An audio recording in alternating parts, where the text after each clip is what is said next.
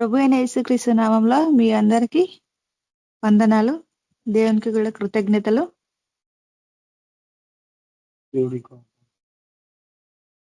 దేవుడు ఈ యొక్క మంచి అవకాశం ఇచ్చినందుకు దేవుడికి కూడా నా హృదయపూర్వక వందనాలు చెల్లించుకుంటున్నాను. తప్పనక్క మీరు ప్రేయర్ చేయండి అక్క. Praise lord. Praise lord sister. స్తోత్రం దేవా, పరిశుద్ధుడ యేసు ప్రభా తండ్రి నీకే స్తోత్రాలు చెల్లిస్తున్నానయ్యా తండ్రి. ప్రభా మరి నీ నామంలో ప్రభా మేము ఇక్కడ ఏకీభవించడమైన ప్రభా మరి ఒక టీమ్స్కి ఎదుగుతుందో దేవా నా తండ్రి మా మధ్యలో దిగండి ప్రభా ఈ యొక్క ఆరాధన మీరు మహిమ పొందండి దేవా. ప్రభా పరిశుద్ధాత్మడ నీకే వందనాలు చెల్లిస్తున్నాము దేవా. ప్రభా మరి పాటల ద్వారా మహిమ పొందనైనా మీ యొక్క వాక్కు చేత మాతో మాట్లాడండి ప్రభా. అయ్యా ప్రభా మేము బలపడలాగా నా తండ్రి మిమ్మల్ని ఇంకా బలపరచం దేవా. అయ్యా ప్రతిదినం మాతో మాట్లాడుతూ మేము బలపరుస్తుందని బట్టి నీకు ఎంతో వందనాలు చెల్లిస్తున్నాం ప్రభా. అయ్యా మేము ఎంతో నేర్చుకుంటున్నాం తండ్రి ప్రభా, నీకు స్తోత్రం చెల్లిస్తున్నాం ప్రభా. మాకు ఇచ్చిన యొక్క అవకాశము ఇక భాగ్యమును బట్టి నీకే వందనాలు తండ్రి దేవా ప్రభా. నీకే స్తోత్రం చెల్లిస్తున్నాము దేవాది దేవా ప్రభా. మరి నైనా దివరాత్రులు తండ్రి మమ్మల్ని అందరినీ నేను కాచి కాపాడుతూ ప్రభా తండ్రి సజీవ లెక్కలు పెట్టి ప్రభా మీ కృపలో మమ్మల్ని అందరినీ భద్రపరిచినందుకు నీకు వందనాలు స్తోత్రాలు చెల్లిస్తున్నాం ప్రభా. దేవా మేమయ్యా తను ఎంతో విపరీతమైన తన భయంకరమైన దినాల్లో మేము ఉన్నాం ప్రభా. ఎటు చూసిన భయంకరమైన చీకటి పాపం ప్రభా తని మరి ఉన్నది దేవా యేసు ప్రభా. తని లోకస్తుల మధ్యలో మేము ఉన్నాం ప్రభా. అయ్యా ప్రభా మాకు ఎంతో మీ యొక్క జ్ఞానం మాకు అవసరము దేవా ప్రభా. నా తని మీ వాక్యం చేత మాతో మాట్లాడండి ప్రభా. తని మాకు జ్ఞానం అనుగ్రహించండి దేవా. మీ వాక్కు చేత ప్రభా మనం ప్రతిరోజు బలపరచండి దేవా యేసు ప్రభా. తండ్రి నీకు స్తోత్రం చెల్లిస్తున్నాం తండ్రి ప్రభా. దేవా మరి వచ్చిన ప్రతి వారిని కూడా ఆశీర్వదించండి ప్రభా తండ్రి. దేవా మరి రాలేని వారిని కూడా ఆశీర్వదించి నడిపించండి ప్రభా. దేవానికి స్తోత్రం చెల్లిస్తున్నాం తండ్రి. వందనాలు ప్రభా తండ్రి. దేవా మరి నీ సన్నిధిలో ఎంతో మేము వేడుకుంటున్నాం బతిమాలుకుంటున్నాం తండ్రి ప్రభా. ఈ దేశం మీద నీ సింహాసనం వేయండి ప్రభా. ఈ దేశంలో ప్రతి ఒక్క అన్ని రక్షణ పొందులను దర్శించండి ప్రభా. ఎవరు నశించేట ప్రభా మీకు ఇష్టం లేదు దేవా ప్రభా. నీకు వందనాలు రాజా. ఈ దేశం కొరకు ప్రభా మీరు ప్రాణం పెట్టిన రక్తానికి వచ్చిన దేవా ప్రభానికి స్తోత్రం చెల్లిస్తున్నాం ప్రభా. దేవాది దేవ అయా ప్రతి సంఘం నుంచి నైనా తన మీకు సువార్తను మీకు అన్నిటి సత్యం ప్రకటించే అపోస్తులను తని లేవనెత్తనైనా స్వార్థ ప్రకటన కొరికే దేవానికి వందనాలు చెల్లిస్తున్నాం ప్రభా. అయానికే కోట్లాది వందనాలు అయ్యా రాజా. ప్రేమ సరుపడకు మా దేవా నా తండ్రి కృపావాస్యం గల మా తండ్రి నీకు వందనాలు చెల్లిస్తున్నాం దేవా. అయా ప్రభా మా తండ్రి దేవాని నామం ప్రభా ఈ దేశంలో పరిశుద్ధపరచబడిన కాక దేవా. అయా ప్రభా మిమ్మల్ని దూషించే వారిని కూడా దర్శించండి ప్రభా. దేవానికి వందనాలు అయ్యా రాజా తని ప్రభా. ఎన్నో ప్రభా మరి భయంకరమైన తెగులు ప్రభా తని విస్తరిస్తున్న ప్రభా తని ఆ తెగులను కూడా ప్రభా అరికట్టని ప్రభా నిన్ను వేడిపించిన బతిమాలుకుంటున్న దేవా తండ్రి నీకే వందనాలు ప్రభా. మరి ఈ గ్రూపులో ఉన్న ప్రతి వారిని కూడా ఆశీర్వదించిన బలపరచని ప్రభా. అయా మరి బలంగా ఇంకా సేవచ్చేలాగా ప్రభా అనేక పాత్రలను నడిపించండి దేవా ప్రభానికి స్తోత్రం చెల్లిస్తున్నామయ్యా తండ్రి.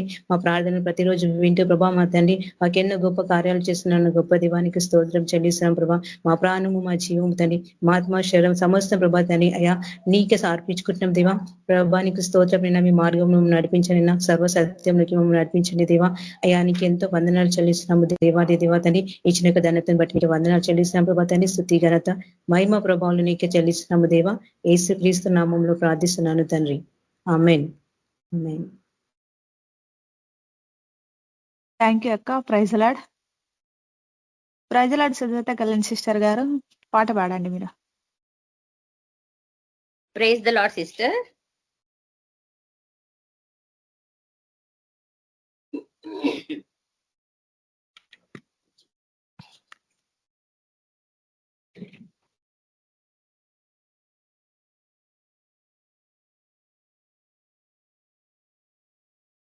సర్వోన్నతుడా నీవే నాకు ఆశ్రయ దుర్గము. సర్వోన్నతుడా నీవే నాకు ఆశ్రయ దుర్గము. ఎవరు లేరు నాకు ఇలలో, ఎవరు లేరు నాకు ఇలలో, ఆదరణ నీవేగా, ఆనందం నీవేగా, ఆదరణ నీవేగా, ఆనందం నీవేగా. సర్వోన్నతుడా నీవే నాకు ఆశ్రయ దుర్గము. నీ దినములన్నిట ఎవరు నీ ఎదుట నిలువలేరని యెహోషువతో నీ దినములన్నిట ఎవ్వరు నీ ఎదుట నిలువలేరని యెహోషువతో వాగ్దానము చేసినావు, వాగ్దాన భూమిలో చేర్చినావు, వాగ్దానము చేసినావు, వాగ్దాన భూమిలో చేర్చినావు. సర్వోన్నతుడా నీవే నాకు ఆశ్రయ దుర్గము, నిందల పాలై నిత్య నిబంధన నీతో చేసిన దానియేలుకు, నిందల పాలై నిత్య నిబంధన నీతో చేసిన దానియేలుకు సింహాసనమిచ్చినావు,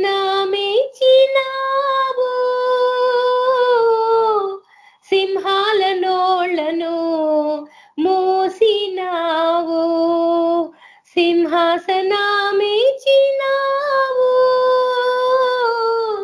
సింహాల నోళ్లను మోసినావు.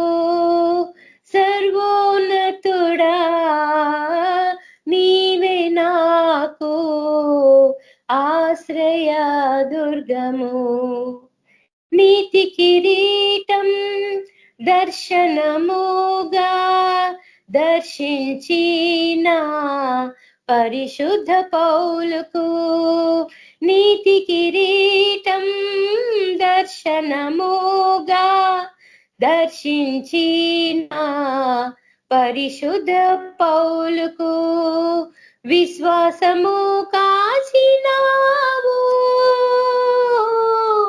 జయ జీవితము ఇచ్చినావు, విశ్వాసము కాచినావు, జయ జీవితము ఇచ్చినావు.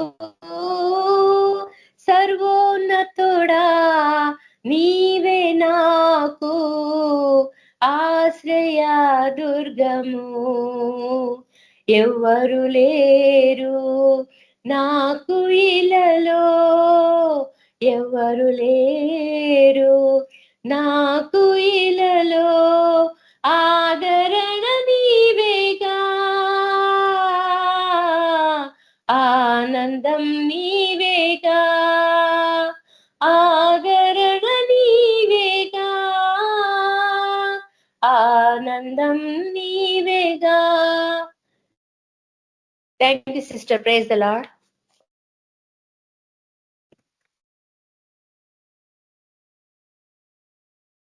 Thank you sister. Praise Lord. మన మధ్యలో మనకు శామ్యూయల్ బ్రదర్ వాక్యం అందిస్తాడు. Praise Lord brother.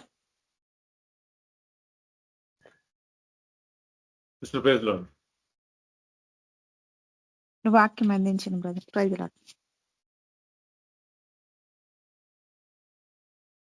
అందరికి దేవుని పేట వందనాలు. ఈరోజు సాయంకాలం ధ్యాన నిమిత్తము దయచేసి నాతో కూడా హబక్కూకు రాసిన గ్రంథము 3వ అధ్యాయము 19వ వచనం దయచేసి ఎవరైనా తెలుగులో చదవటానికి సహాయం చేయండి.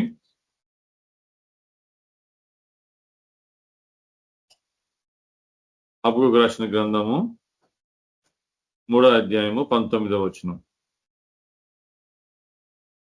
Brother హబక్కు 3 brother 3:19 sister.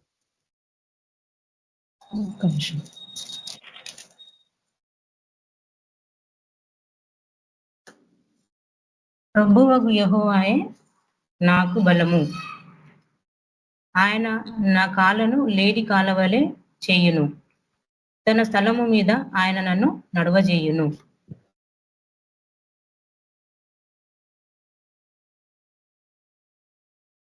చేసుకుందాం. తండ్రి నన్ను దేవా మాకు ఇచ్చిన ఈ వాక్య భాగం బట్టి వందనాలు. ధ్యానిస్తుండగా తల్లి కృప దయచేయమని ప్రార్థిస్తూ మీ పరిశుద్ధాత్మ నాకు మాకు పరిచయం చేయనట్లు ఇటు అనుభవం నుంచి మనం పంపించమని ప్రార్థిస్తూ సహాయం చేయమని యేసు ప్రభువు పేరిట వేడుకుంటున్నాం తండ్రి, ఆమేన్. చదివిన వాక్య భాగంగా చూస్తే హబక్కూకు రాసిన గ్రంథము 3 అధ్యాయాలు. ఈ గ్రంథంలో చూసే మన భాగం ఏముందంటే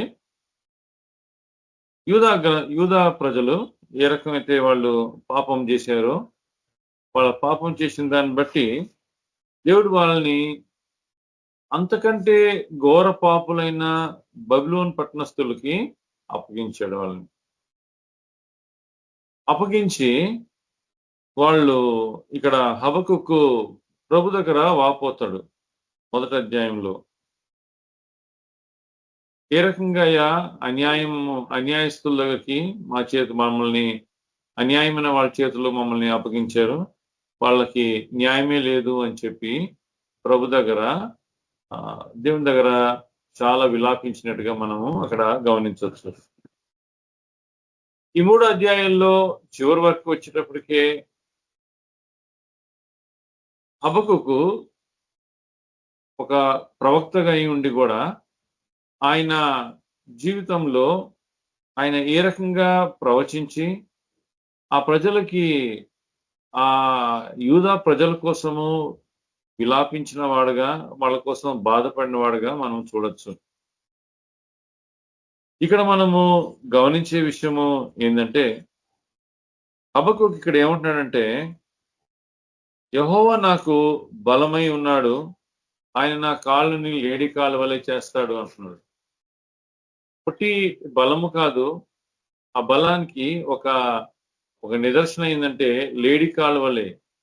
లేడీ అనేది జింక కాళ్ళు చాలా చురుకైన కాళ్ళు. ఒక్కోసారి సింహాలు పులులు కూడా పట్టుకోలేకపోతాయి. అంటే దాని వేగము అలాంటి వేగము. అది చూస్తేమో చాలా చిన్నగానే ఉంటది, కానీ దాని శక్తి ఆ పరుగులో మనం చూస్తే దాని శక్తి చాలా గొప్పదిగా మనం గమనించవచ్చు. అంటే ఇక్కడ మనము ఎందుకు హబక్కూకు ఆ రీతిగా రాస్తున్నాడు? దేవుని శక్తిని అనుభవించిన వాడుగా ఉంటున్నాడు.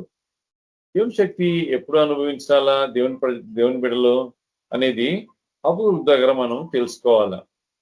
హబక్కూకు ఇక్కడ 19వ వచనంలో ఈ మాట చెప్పక ముందు కానీ మనం గమనిస్తే ముందు ఏం చెప్తున్నాడంటే తను 17వ వచనంలో అంజూరం చెట్టు అది పుయ్యకపోయినను, లేదా అక్కడ ద్రాక్ష తోటలో ద్రాక్షాలు లేకపోయినను, ఒలివ చెట్టు అది పంట రాకపోయినను, తర్వాత ఆహారము పొలంలో ఆహారము లేకపోయినను, ఈ రీతిగా ఆయన చెప్తూ ఏమంటాడంటే అయ్యా పశువుల దొడ్డిలో పశువులు లేకపోయినను అంటాడు. అంటే ఇవన్నీ కూడా ఏ పరిస్థితికి చూపిస్తున్నాడంటే అయ్యా నువ్వు ఇదిగో ఆ కల్దీలు లేకపోతే ఆ బబిలోనస్తులకి నువ్వు మమ్మల్ని మొత్తానికి అప్పగించేసి మొత్తం సున్నా అయిపోయింది, ఏం లేదనమాట. ఏమి లేకపోయినా కూడా నా నమ్మకము ఆయన మీద నమ్మకం ఉంచుతాను. ఇక్కడ చెప్పిన మాట ఏంటంటే ఆయన ఏమి లేకుండా చేసినది పూర్తిగా ఆ శత్రువు చేతికి అప్పగించినాను. శత్రువు చేతికి పూర్తిగా అప్పగించి ఏమీ లేనివాడుగా చేసినను. అక్కడ వాక్యం ఏం చెప్తుందంటే ఆయనను 18వ వచనము yet I will rejoice in the lord. ఆయనను నేను ప్రభు యందు నేను ఆనందిస్తాను. ప్రభు యందు నేను ఆనందిస్తాను. అందుకే అక్కడ చెప్పిన మాట ఇంకో మాట ఏం రాస్తారంటే అక్కడ 3వ అధ్యాయం 2వ వచనంలో ఇన్ రాత్ రిమెంబర్ మెర్సీ. ఉగ్రతలో ఉగ్రత ఉంది అక్కడ, ఆ పరిస్థితుల్లో దయ చూపించాయా అంటున్నాడు. నువ్వు దయ చూపించు మా మీద, ఆ దయని జ్ఞాపకం చేసుకో. నువ్వు దేవుని బిడ్డల జీవితంలో ఇక్కడ ప్రభు మీద ఆధారపడటం అనేది ఎంత ప్రాముఖ్యం అనేది చూపిస్తుంది. ప్రభు మీద అన్ని ఉండి అంతా సమకూర్చబడి అంతా కలిసి వచ్చిన తర్వాత ప్రభుని వెంబడించడం చాలా సులువు. ఏమీ లేకుండా పోయి అక్కడ గమనించిన విషయం ఏంటంటే, ప్రభు హస్తంలో పడచ్చు. మనం దేవుని హస్తంలో పడచ్చు. దేవుని హస్తంలో ఎలా పడతాం మనము? దేవుని వాక్యం కానీ చూస్తే మొదటి కొరింథీ పత్రిక 11వ అధ్యాయంలో ఆయన ఏమంటాడంటే, అక్కడ ఆ ప్రభు రాత్రి భోజనము, ఆ సంస్కారం, ఇది ఆ టేబుల్ బల్ల సంస్కారంలో అక్కడ మనం ఏం గమనిస్తామంటే, ఈ వాక్య భాగం చదువుతుంటారు 23వ వచనం నుంచి 32వ వచనం వరకు మనం చదువుతుంటాం సాధారణంగా. అక్కడ ఏం చెప్తున్నాడంటే, అక్కడ అయోగ్యంగా పాలు పొందిన వాడు ఏమవుతాడు? వాడు కొందరు అయోగ్యంగా పాలు పొందడం వల్ల కొందరు బలహీనులు, కొందరు రోగులు, కొందరు నిద్రిస్తున్నారు అని చెప్తాడు. ఆ మాట చెప్తూ ఏమంటాడంటే, ఆ మాట చెప్తూ మన ప్రతి ఒక్కడు తాను పరీక్షించుకొని యోగ్యంగా బలలో పాలు పొందాలా అని చెప్తాడు. కానీ అక్కడ ఒక మాట ఉపయోగిస్తుంది. దేవుని వాక్యంలో ఒక మాట అంటాడు. ఏమంటాడంటే, ప్రభు చేసే కార్యం గురించి మాట్లాడుతూ, అంటే ఇది బహుశా మనకి విశ్వాసుల జీవితంలో విశ్వాసులకి బహుశా నచ్చకపోవచ్చు ఈ మాట. కానీ ఈ విషయం వాళ్ళ జీవితంలో జరగక మానదు. 11వ అధ్యాయము 32వ వచనం. But when we are judged, we are chastened of the Lord, that we should not be condemned with the world. లోకంతో తీర్పులోకి రాకున్నట్లు ఆయన ద్వారా శిక్షింపబడుతున్నామంట. ఆయన మనం శిక్షించేవాడుగా ఉన్నాడు. ఏం శిక్షించేవాడుగా ఉన్నాడు? లోకముతోటి తీర్పులోకి రాకుండా ఉంటాడు. లేకపోతే లోకం అంటే అర్థం ఏంటి? లోకంని శిక్షిస్తలేడండోయ్. లోకాన్ని శిక్షిస్తలేడు. ఆయన ప్రజల్ని, ఆయన బిడ్డల్ని శిక్షిస్తున్నాడు. ఆయన ఎందుకు శిక్షిస్తున్నాడు? ఆయన బలలో అయోగ్యంగా పాల్గొంటున్నారు వీళ్ళు, అందుకు శిక్షిస్తున్నాడు. అంటే ఈ శిక్షకి ఈరోజు ఇక్కడ హబక్కులో చూస్తే మనం గమనిస్తే వీళ్ళు శిక్షకి గురవుతున్నారు. వీళ్ళు ఎందుకు? వీళ్ళు తప్పిపోయారు. వీళ్ళు తప్పిపోయినందుకు ఆయన విడిచిపెట్టలేదు. ఆయన విడిచిపెట్టేవాడు కాదు. ఎవరిని విడిచిపెడతాడు? ఆయన పిల్లలు కాని వాళ్ళని విడిచిపెడతాడు. ఆయన పోరా ఎట్టన బో అంటాం. మనం ఎవరన్నా చేస్తే ఆయన పోరా ఎట్టన బో, నీ సావు నువ్వు సావు అంట. అంటే ఏంటి అక్కడ అర్థము? అలా మాటలు మనం వింటుంటాం. నీ సావు నువ్వు సావు అంటే అక్కడ ఎట్టన సావు అంటే ఎట్టన సావు అంటే వాళ్ళ గురించి పట్టించుకోవాల్సిన అవసరం లేదు. తల్లిదండ్రులు అట్లా అనరు. పిల్లల గురించి అట్లా అనకూడదు. ఒకళ్ళు అంటుంటే అలా అనకూడదు. ఏమనాలా? వాళ్ళు బాగు చేయాలా, వాళ్ళ కోసం ప్రార్థన చేయాలా, పిల్లల కోసం ప్రార్థన చేయాలా, పిల్లల కోసం పాటుపడాలా, వాళ్ళని సరిదారిలో తీసుకురావడం కోసము పాటుపడాలా. అంటే దేవుని ప్రజల జీవితంలో ఈ శిక్ష అనేది ఖచ్చితంగా ఉంటుంది. శిక్ష అంటే శత్రు చేతికి అప్పగించుట, శిక్షింపబడుట. ఇక్కడ చూస్తే పొరపాటు చేశారు కాబట్టి వీళ్ళు శిక్షకి పాత్రులయ్యారు. పొరపాటు చేశారు కాబట్టి శిక్షకి పాత్రులయ్యారు. దేవుని బిడ్డల జీవితంలో మనం చూస్తే యోబు జీవితంలో కానీ చూస్తే యోబు ఏం పొరపాటు చేయలేదు. కానీ శత్రు చేతికి అప్పగించాడు, సాతాను చేతికి అప్పగించాడు. దేవుడు సాతాను చేతికి అప్పగించాడు. ఇక్కడ ఏంటి? ఇక్కడ విశ్వాసానికి పరీక్ష. ఎట్లాంటి విశ్వాసానికి పరీక్ష? మనం కానీ చూస్తే వాక్యం ఏం చూపిస్తుంది? యోబు గ్రంథము మొదటి అధ్యాయం. యోబు మొదటి అధ్యాయము. ఇక్కడ మనం ఏం చూస్తామంటే యోబు జీవితంలో ఏం జరిగింది? యోబు గురించి సాతాను దేవుడితోటి సవాల్ విసురుతున్నాడు. తెలుసులేయా, నువ్వు ఆయనకి అన్ని సమకూర్చావు కదా, ఆయనకి సమకూర్చావు కాబట్టి ఆయన నిన్ను ఆరాధిస్తున్నాడు.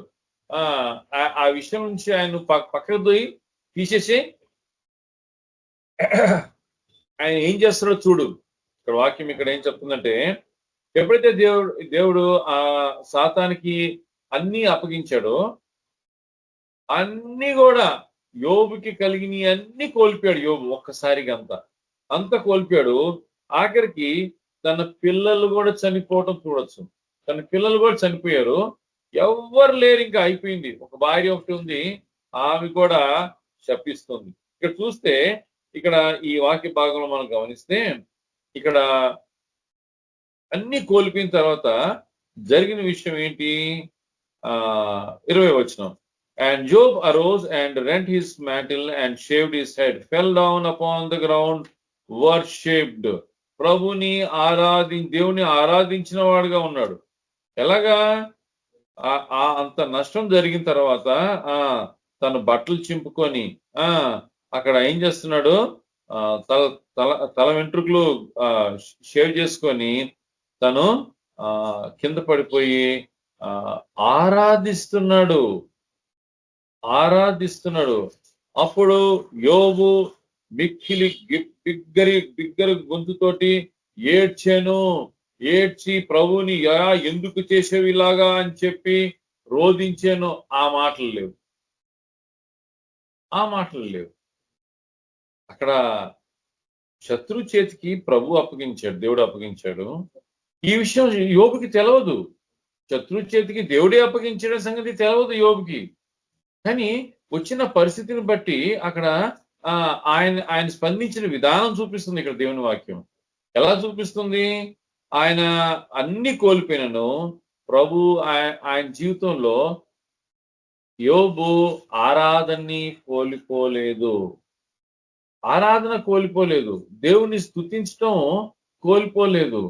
ఇది ఈరోజు ప్రజలు, విశ్వాసులు వాళ్ళ జీవితంలో వాళ్ళు తెలుసుకోవాల్సింది. ఏది? ఆరాధన. మన ప్రతి దాన్ని మనకి ప్రతి విషయంలో మనం ఆరాధించేవారుగా ఉండాల. అన్ని నష్టం వచ్చినాను లాభం వచ్చినాను ఆరాధన మన జీవితంలో మన నోట ఉండాలని చెప్తుంది ఇక్కడ వాక్యం. అది ఈ ఆరాధనే మన జీవితంలో బలమై ఉన్నది. అందుకే దావీదు కీర్తన 18వ అధ్యాయంలో ఏం చూపిస్తాడు? మొదటి వచనంలో ఆ అధ్యాయం అంతా ఏ రకంగా దేవుడు ఆయన్ని ఎన్ని రకాలుగా శత్రువుల దగ్గర నుంచి విడిపించాడన్న విషయాన్ని ఆయన వెల్లడిపరుస్తాడు కదా. అయితే మొదటి వచనంలో ఏమంటాడంటే, యెహోవా నా బలమా అంటాడు. అంటే నువ్వు నాకు బలము, నువ్వు లేకపోతే నేను ఏమి చేయలేను. ఈ శత్రువుతోటి నేను నిలబడలేను, శత్రువు మీద జయించలేను నేను. దేవుని బిడ్డలుగా ఈ లోకంలో మనకి రకరకాల శత్రువులు. మన శరీరమే ఒక గొప్ప శత్రువు. మన శరీరమే గొప్ప శత్రువు. దీని మీద మనం విజయం సంపాదించాలి. మనం ఎప్పుడైతే ఈ శరీరం మీద విజయం సంపాదిస్తామో ప్రభువుని మనము గణపరిచిన వారుగా ఉంటాం. అదే ఆ రీతిగా ఆయన ఘనత కోరేవాడుకున్నాడు మన జీవితంలో. ఎప్పుడైతే మనం గణపరిచే వారుగా ఉంటామో మనము ఆయన తన ఆశీర్వాదము ఎలా కుమ్మరించాడు యోబు జీవితంలో అనేది మనకి తెలియపరచబడుతుంది. అంటే ఈ పరిస్థితులన్నిటిలో నుంచి కూడా యోబు పాపం చేయలేదు. కానీ అక్కడ జరిగిన విషయం ఏంటి? యోబుకి ఇచ్చిన గొప్ప స్థితి ఏంటంటే, అంత కోల్పోయి అంత ఇదేంటన్నా తన ఆరాధన కోల్పోలేదు, ప్రార్థన శక్తిని కూడా కోల్పోలేదండి. కోల్పోలేదు యోబు. చూస్తే తనకున్న స్నేహితులతో గురించి మాట్లాడుతున్నాడు దేవుడు. అయ్యో యోబు దగ్గర పోయి ప్రార్థన చేయించుకోండి పోయా. యోబు ప్రార్థన చేస్తేనే నేను మిమ్మల్ని క్షమిస్తాను, యోబు క్షమిస్తేనే నేను మిమ్మల్ని క్షమిస్తాను. ఏంటిది? ఎంత గొప్ప విషయం కదా. ఇక్కడ నేర్పించే గొప్ప విషయం ఏంటంటే, దేవుని ప్రజలు వాళ్ళు ఏ రకంగా క్షమించేవారుగా అక్కడ ఏంటండి? యేసు ప్రభు మాటలున్నాయా? నూతన నియమంలో ఉన్నాడా యోబు? లేకపోతే యేసు ప్రభు చెప్పిన ఆజ్ఞల్లో నీ శత్రువుని నువ్వు ప్రేమించు అని చెప్పి ఆయన చెప్పిన మాటలు కొండ మీద ప్రసంగంలో ఆ ప్రసంగం విన్నాడా యోబు? లేదు. అయినను ఆయన జీవితంలో ఆయన తన శత్రువుల్ని వాళ్ళ మిత్రుల కానీ ఆ శత్రువులు లాంటి బిహేవ్ చేశారు వాళ్ళు. ఆ రకంగా చేసిన వాళ్ళని వాళ్ళని క్షమించి అయ్యా ఈయన గాని క్షమిస్తేనే నేను క్షమిస్తాను. యోబు క్షమించిన వాడుగా ఉన్నాడు, తన స్నేహితుల్ని క్షమించాడు.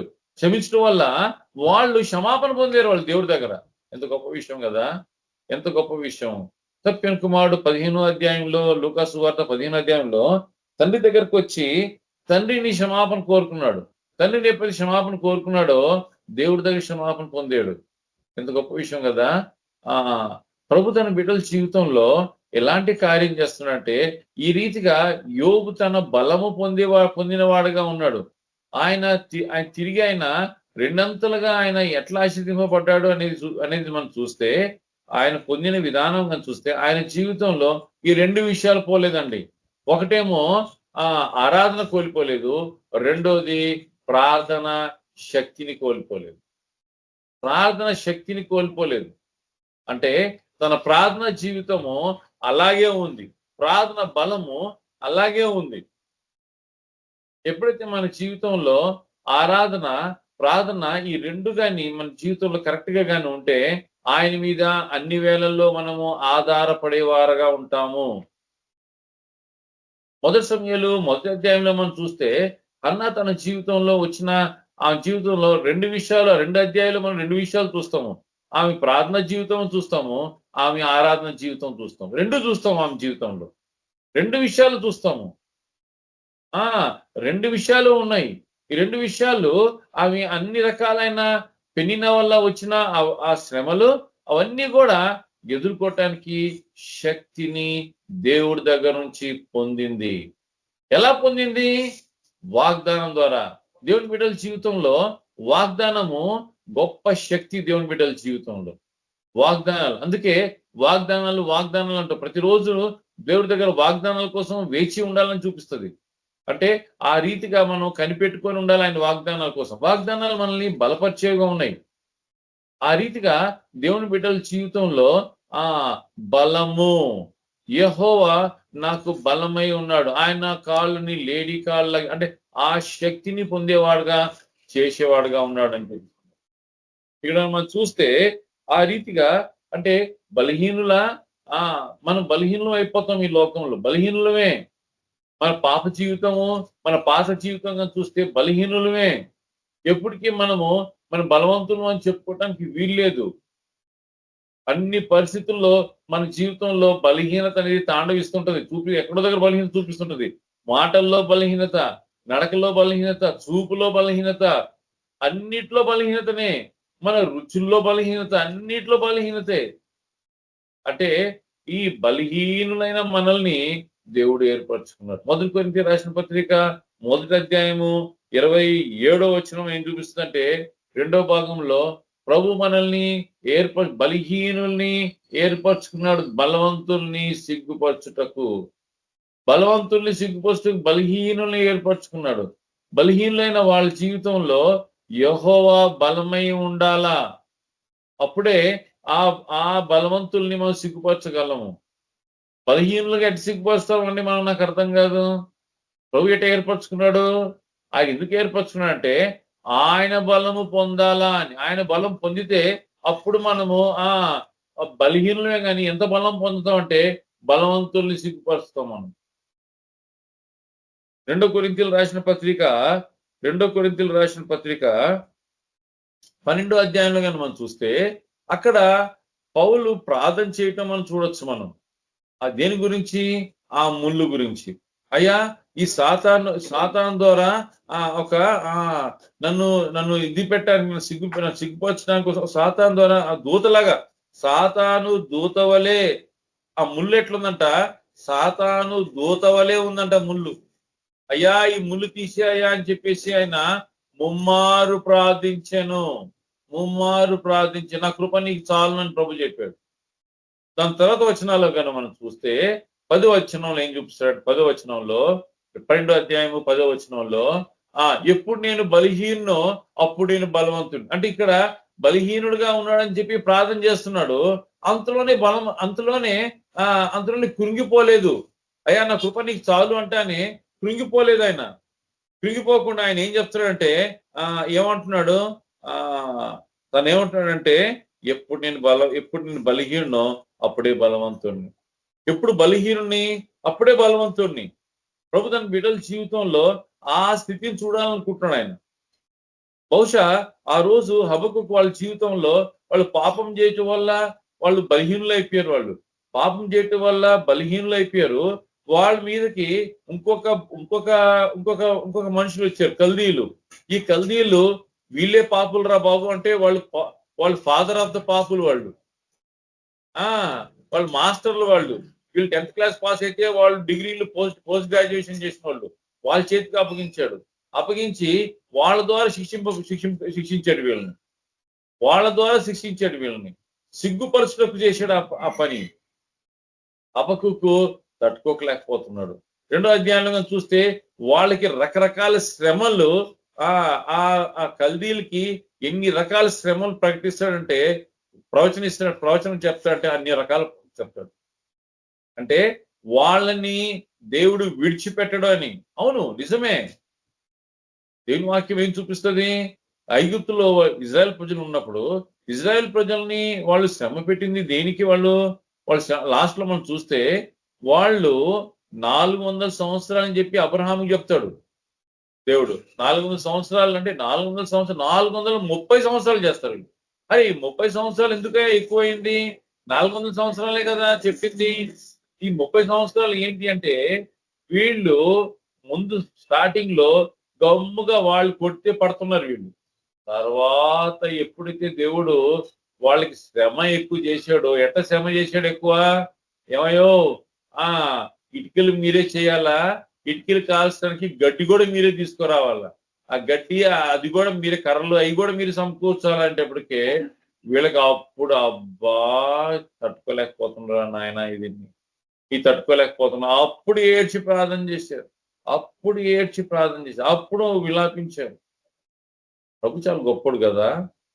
ప్రభు చాలా గొప్పోడు. ఆ ఐగుప్తుల్ని వాళ్ళని కఠినపరుస్తూ వచ్చాడు ఫరోని. దేని కఠినపరిచాడు? ఆయన్ని శిక్షింపబడటానికి కోసం కఠినపరిచాడు. అంటే వరుస పెట్టి వాళ్ళని ఎలాగ శిక్షించాడంటే, ఈ 10 తెగుళ్ళతోటి వాళ్ళని ఆఖరిగా వాళ్ళ కుమారులు, వాళ్ళ జంతువులు అందరూ, పశువులు పక్షులు అన్ని ఏమున్నాయో అందరిలో మొదట జ్యేష్ఠ కుమారుడు, ఫస్ట్ది ఆ జంతువులు అన్ని చచ్చిపోయింది. వాళ్ళని శిక్షించిన విధానము, రాత్రి ఇల్లుపోండి అంటే వాళ్ళని వెళ్ళిపోమంటే వాళ్ళు వెళ్ళిపోతూ అయ్యా వాళ్ళ దగ్గర దయచేసి వాళ్ళ దగ్గర బంగారం బట్టలు బారో చేసుకోండి అని చెప్పాడు. వాళ్ళు బారో చేసుకుని వాళ్ళని అడిగితే వాళ్ళు తీసిచ్చేసారు అన్ని. కొల్ల సొమ్ము, యుద్ధం చేయకుండానే కొల్ల సొమ్ము. యుద్ధమే చేయలేదు, విస్తారమైన కొల్ల సొమ్ము దోచుకున్నారు. ఆ రోజు ఐగుప్తుని వీళ్ళు ఇజ్రాయెల్ ప్రజలు దోచుకొని వెళ్ళిపోయారు. ఏం లేదు వాళ్ళ దగ్గర, అలాగే చేసేసారు వాళ్ళని. వాళ్ళకి ఏంటంటే, అయ్యో చచ్చిపోతాం రా బాబు, వెళ్ళిపోండి మీరు అని. దేవుడు చేసిన కార్యం కానీ మనం చూస్తే అక్కడ శత్రు చేతికి అప్పగించాడు, కానీ దాంట్లో నుంచి విడిపించాడు కూడా, దాంట్లో పాఠం నేర్పించాడు కూడా. ఈరోజు మనం నేర్చుకునే భాగం అదే. ఆయన మనల్ని శత్రు చేతికి అప్పగించినను ఆయన కృప దూరం చేయలేదు. మనం కానీ చూస్తే న్యాయాధిపతుల్లో సంసోను ఉన్నాడు. సంసోను మనం కానీ చూస్తే చివరి భాగంలో చూస్తే 16వ అధ్యాయంలో 27వ వచనం నుంచి మనం కానీ గమనిస్తే 27-28 వచనాల్లో అప్పటికే సంసోనికి కళ్ళు పీకేశారు వాళ్ళు. ఇప్పుడు వాళ్ళు ఒక పెద్ద భవనంలో ఈ ఫిలిస్తీన్లు ఉన్నారు. ఈ ఫిలిస్తీన్లు పెద్దగా వీళ్ళు ఒక పెద్ద పండగలాగా ఒక పెద్ద ఫీస్ట్ చేసుకుంటున్నారు. వీళ్ళు ఒక పెద్ద విందు చేసుకుంటున్నారు. విందులో తాగుతున్నారు వీళ్ళు. తాగేవాళ్ళు అక్కడ ఏం చెప్తుందంటే, అక్కడ ఆ వాక్యం ఏం చూపిస్తుందంటే, వాళ్ళు ఆ బిల్డింగ్ లో ఏమంటారు అంతస్తులు ఉన్నాయంట. ఆ బిల్డింగ్ లో అంతస్తుల్లో 3000 మంది ఉన్నారంట. 3000 మంది. ఆ బిల్డింగ్, అంత పెద్ద బిల్డింగ్, 3000 మంది పట్టే అంత బిల్డింగ్ ఉందా? ఆ కాలంలో 3000 మంది పట్టే బిల్డింగ్ అంటే ఎంత జ్ఞానం ఉన్నది ఫిలిస్తీన్లకి నిజంగా. అక్కడ చూస్తే సంసోను అక్కడ ప్రార్థన చేస్తున్నాడు, అయ్యా ఈ ఒక్కసారి నన్ను బలపరచు, ఈ ఒక్కసారి నన్ను బలపరచువా, ఈ ఒక్కసారి నన్ను బలపరచు. నేను వీళ్ళందరినీ నేను చచ్చిపోవాలి, వీళ్ళు కూడా చచ్చిపోవాలి, వీళ్ళు నాతో పాటు. ప్రభు అనుమతించాడు. ఎబ్రీ రాసిన పత్రిక 11వ అధ్యాయంలో విశ్వాస వీరుల్లో సంసోను ఉన్నాడు. అక్కడ విశ్వాస వీరుల్లో సంసోను ఉన్నాడు. సంసోన్ చేసిన ఆ విధానము, ఆ స్త్రీల దగ్గర కానీ ఆ వేశ్య దగ్గర పోవటం కానీ అవన్నీ దేవుని వాక్యంలో ఎక్కడ కూడా సంసోన్ని ఖండించినట్టుగా ఎక్కడా లేదు. అది దేవుని విధానం. ఎందుకు? వాళ్ళని ఈ ఫిలిస్తీన్ని చంపడానికి, ఫిలిస్తీన్ని నాశనం చేయడానికి ఒక మంచి బలమైన న్యాయాధిపతిగా సంసోన్ని నియమించాడు. 20 సంవత్సరాలు ఇజ్రాయెల్ ప్రజలకి న్యాయం తీర్చిన వాడుగా ఉన్నాడు. ఎట్లాంటి మాట! ప్రభు చేసిన కార్యం ఏంటంటే ఆయన బలహీనుడైపోయాడు, శత్రు చేతికి అప్పగించాడు, దేవుడు అవమానపరచబడ్డాడు. ఇదంతా జరిగింది. కానీ ఆఖరికి వచ్చేటప్పటికే ఏ కార్యం అది? ఆ కార్యము అంతమంది 3000 మందిని చంపాల. అంతకుముందు కానీ మనం గమనిస్తే, అంతకుముందు ఆయన 15వ అధ్యాయంలో కానీ మనం చూస్తాము, 14వ వచనంలో అక్కడ అదే రీతిగా వాళ్ళు ఫిలిస్తీన్ని 1000 మందిని చంపుతాడు. 1000 మందిని చంపిన తర్వాత ఆ గాడిద దవడతో చంపిన తర్వాత చూస్తే ఆ చివరి భాగంలో కానీ మనం గమనిస్తే 15వ అధ్యాయం చివరి భాగంలో ఆయన దప్పికొంటాడు. ఎంత దప్పికొంటాడంటే చచ్చిపోయేంత దప్పికొంటాడు. ఇంక చచ్చిపోతా, నాకు దాహానికి చచ్చిపోతానయ్యా, ఎందుకు నన్ను వాళ్ళ చేతికి అప్పగిస్తావా ఏంటో, దాహానికి చచ్చిపోతాను నేనంటే, ఏ దవడతో అయితే 1000 మందిని కూల్చాడో ఆ 1000 మందిని కూల్చిన ఆ దవడలోనే ఒక రంధ్రం ఉంది. దాంట్లో నీళ్లుంచాడు దేవుడు. తృప్తిపరిచాడు. యెహోవా నా బలము. ఆయన ఎలాగ బలపరుస్తాడు నీ జీవితాన్ని, ఏ విషయంలో బలపరుస్తాడు నువ్వు ఊహించుకోలేవు. నేను ఊహించుకోలేను. ఏ విషయంలో బలపరుస్తాడు ఆయన బలము ఎక్కడ పెట్టాడయ్యా? ఆయన బలము ఎక్కడ దాచి ఉంచాడు? ఆయన బలము రుచి చూడటానికి ఆయన అనుమతించేవాడుగా ఉన్నాడు. తన బిడ్డల్ని అనుమతిస్తాడు ఆయన రుచి చూడటానికి. ఇక్కడ హబక్కుకి ఏమనిపించాడు? ఏమీ లేదండి, కొట్లలో ధాన్యం లేదు, పశువులు లేవు, పశువులతో దొడ్డిలో పశువులు లేవు, పొలంలో పంట లేదు, ద్రాక్ష తోటలో ద్రాక్షాలు లేవు, అంజూరు చెట్లు ఏమీ లేవండి. అంత శత్రువు నాశనం చేశాడు. అంత అయిపోయింది అనుకుంటా, అంత అయిపోయింది, ఏమీ లేదు. కానీ యెహోవా యందు నేను ఆనందిస్తాను. దేవుని బిడ్డల జీవితంలో దేవుడిచ్చిన ఆ రక్షణ కార్యం ఎలాంటిదంటే, ఆ రక్షణ కార్యము ఎన్ని నష్టం వచ్చినాను జీవితంలో, ఎన్ని కోల్పోయినాను, ఆనందం కోల్పోవండి, సంతోషం కోల్పోము. ఇది దేవుడిచ్చే గొప్ప కార్యం మన జీవితంలో. ఇది మన దేవుడు మన జీవితం చేసే గొప్ప కార్యం. ఎప్పుడైతే మనము ఆయన సన్నిధిని మన జీవితంలో ఆయన మీద ఆధారపడటం అనేది, ఏ పరిస్థితి వచ్చినా, ఎట్లాంటి పరిస్థితి వచ్చినా ఆయన మీద ఆధారపడటం అనేది మన జీవితంలో ఎప్పుడైతే ఉంటుందో, అది చిన్నదైనను పెద్దదైనను ఈ సంతోషము మన జీవితంలో ఉంటుంది. ఎందుకంటే ప్రభు మీద ఆధారపడుట ఏమవుతుందంటే నమ్మకము. ఆయన చేస్తాడు, ఆయన నన్ను తప్పిస్తాడు, ఆయన నాకు సహాయం చేస్తాడు, కాబట్టి నేను భయపడాల్సిన అవసరం లేదు. ఆటోమేటిక్ గా ఆ సంతోషం మన హృదయంలో పుట్టించేవాడుగా ఉన్నాడు ఆయన. ఆ సంతోషం మన జీవితంలో పుట్టించేవాడుగా ఉన్నాడు. ప్రభా, నువ్వు నాకు ఉన్నావు చాలే అయ్యా, అంత పోయినా అంత కోల్పోయినాను, నువ్వు ఉన్నావు నాకు చాలు. పాట పాడతారు కదా, చాలునయ్యా. ఆ పాట అర్థం అదే. అది ఎంత చక్కగా ఉంటుంది ఆ పాట. చాలునయ్యా, నువ్వు ఉంటే నాకు చాలు, ఇంకేమొద్దు నాకు, నువ్వు ఉంటే నాకు చాలు. అంటే ఆ స్థితిని మనం పొందాలి ఆత్మీయంగా. హబక్కూకు దగ్గర మనం నేర్చుకునే ఈ గొప్ప సత్యము అదే. దేవుడు తన వాక్యాన్ని దీవించగా ప్రార్థన చేసుకుంది. శ్రేంగపడిలో తండ్రి, రామోదం దేవా, ఆయన బలహీనులని తండ్రి తప్పు చేసి అనేక సార్లు శత్రు చేతికి చెక్కు చిక్కేవారుగా ఉన్నాము. కానీ ప్రభా నైనా మీరు మమ్మల్ని బలపరిచేవారుగా ఉన్నారు. అయ్యా నువ్వు మమ్మల్ని శిక్షించినను మమ్మల్ని అయ్యా దయ చూపించేవాడుగా ఉన్నావు, మమ్మల్ని లేవనెత్తేవాడుగా ఉన్నావు. నీ దగ్గర మేము శిక్షింపబడినను అయ్యా సంతోషమే. ఎందుకంటే అయ్యా నువ్వే మమ్మల్ని ఆదరించేవాడుగా ఉన్నావు. లోకం ఆదరించదు కానీ నువ్వు మమ్మల్ని ఆదరించేవాడుగా ఉన్నావు. నీకే వందనాలు స్తుతులు చేస్తున్నాం. వాక్యం విన్న వీళ్ళందరినీ దీవించి వాళ్ళ జీవితంలో ఈ బలంని మేము ఈ బలాన్ని ఈ శక్తిని మేము పొందేవారుగా మమ్మల్ని చేయమని యేసు ప్రభుపేట వేడుకుంటున్నాం తండ్రి. ఆమేన్. ప్రైజ్ లార్డ్ బ్రదర్, అందరి ప్రైజ్ లార్డ్ సిస్టర్, అందరికీ వందనాలు. Thank you brother. ప్రార్థనాంశాలు ఉంటే ఎవరన్నా చెప్పొచ్చు, మనకు టైం ఉంది కాబట్టి కొంచెము ప్రార్థనాంశం ఉంటే చెప్పండి, ప్రేయర్ చేద్దాం.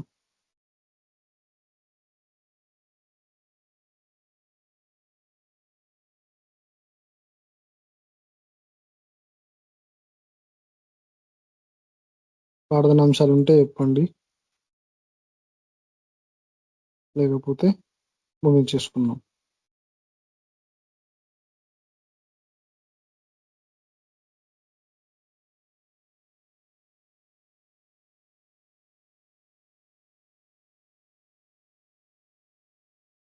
సరే ముగించుకున్నాం. సమయల్ బ్రదర్ బ్లెస్సింగ్ ఇచ్చేయండి.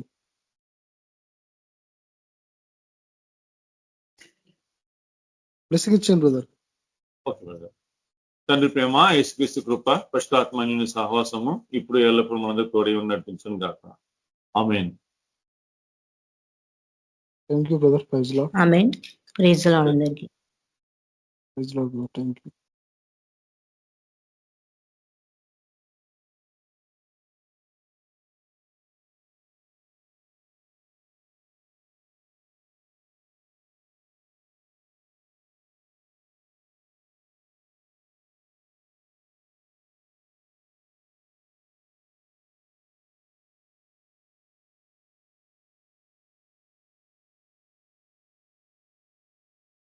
ప్రభు అయిన యేసుక్రీస్తు నామంలో మీ అందరికీ వందనాలు, దేవునికి కూడా కృతజ్ఞతలు.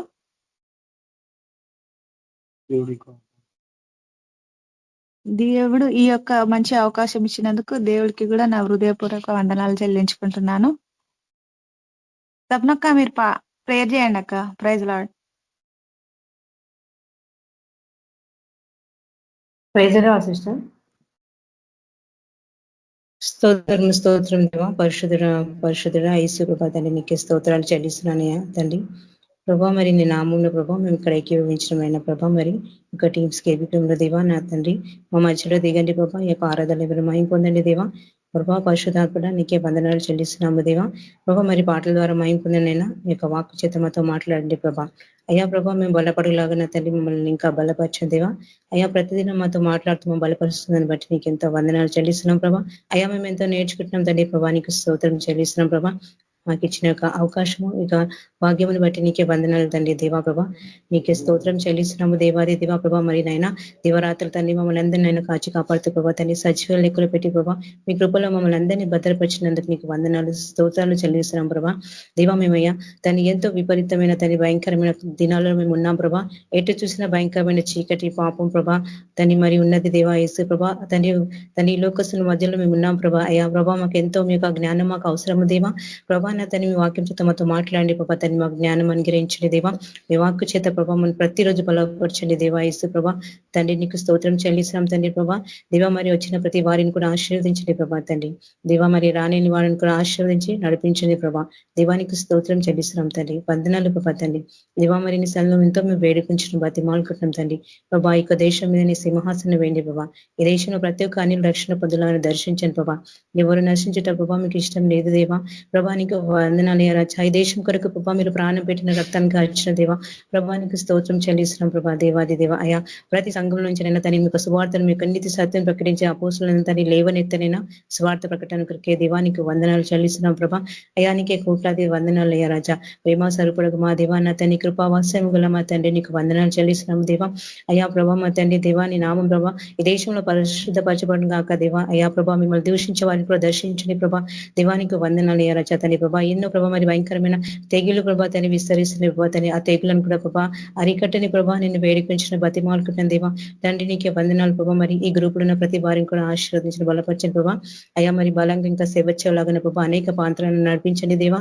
ప్రభానికి స్తోత్రం చెల్లిస్తున్నామయ్యా తండ్రి. మా ప్రార్థనలు ప్రతిరోజు వింటూ ప్రభా మా తండ్రి మాకెన్నో గొప్ప కార్యాలు చేస్తున్నాను గొప్ప దేవానికి స్తోత్రం చెల్లిస్తున్నాం ప్రభా. మా ప్రాణము మా జీవము తండ్రి మా ఆత్మ శరీరం సమస్త ప్రభా తండ్రి అయ్యా నీకే సమర్పించుకుంటున్నాం దేవా. ప్రభానికి స్తోత్రం నిన్న మీ మార్గం నడిపించండి నా సర్వసత్యంలోకి మమ్మల్ని నడిపించండి దేవా. అయ్యా నీకు ఎంతో వందనాలు చెల్లిస్తున్నాము దేవాది దేవా తండ్రి. ఇచ్చిన యొక్క ధన్యతను బట్టి నీకు వందనాలు చెల్లిస్తున్నాం ప్రభా తండ్రి. స్తుతి ఘనత మహిమ ప్రభావాలు నీకే చెల్లిస్తున్నాము దేవా. యేసు క్రీస్తు నామంలో ప్రార్థిస్తున్నాను తండ్రి. ఆమేన్. ఆమేన్. థ్యాంక్ యూ అక్క. Praise Lord. Praise Lord Sujatha Kalyan sister గారు పాట పాడండి మీరు. Praise the Lord sister.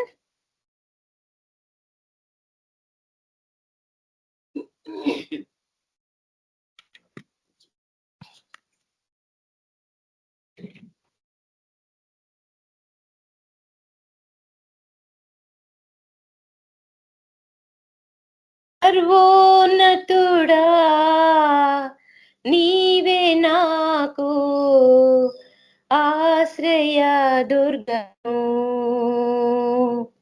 సర్వోన్నతుడా నీవే నాకు ఆశ్రయ దుర్గము.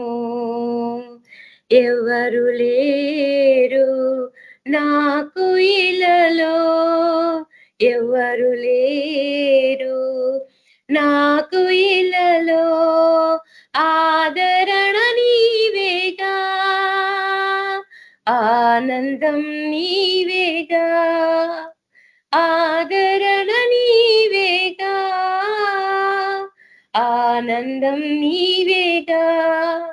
సర్వోన్నతుడా నీవే నాకు ఆశ్రయ దుర్గము. నీ దినములన్నిట ఎవరు నీ ఎదుట నిలువలేరని యెహోషువతో, నీ దినములన్నిట ఎవరు నీ ఎదుట నిలువలేరని యెహోషువతో వాగ్దానము చేసినావు, వాగ్దాన భూమిలో చేర్చినావు, వాగ్దానము చేసినావు, వాగ్దాన భూమిలో చేర్చినావు. సర్వోన్నతుడా నీవే నాకు ఆశ్రయ దుర్గము. నిందల పాలై నిత్య నిబంధన నీతో చేసిన దానియేలుకు, నిందల పాలై నిత్య నిబంధన నీతో చేసిన దానియేలుకు సింహాసనమిచ్చినావు,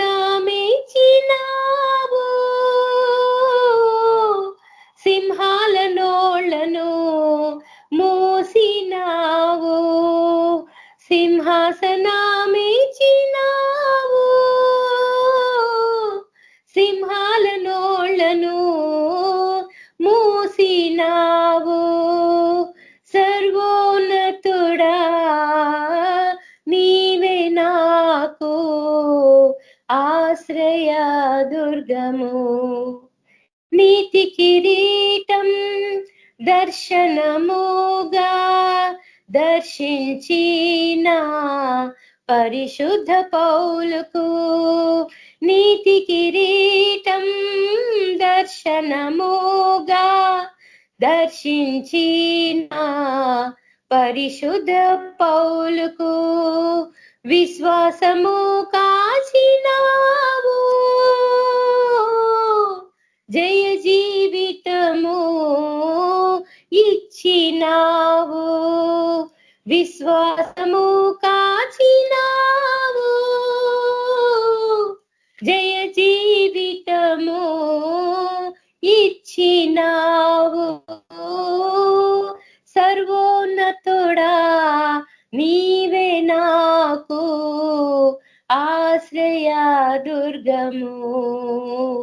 ఎవ్వరు లేరు నాకు ఇలలో, ఎవ్వరు లేరు నాకు ఇలలో, ఆదరణ నీవేగా,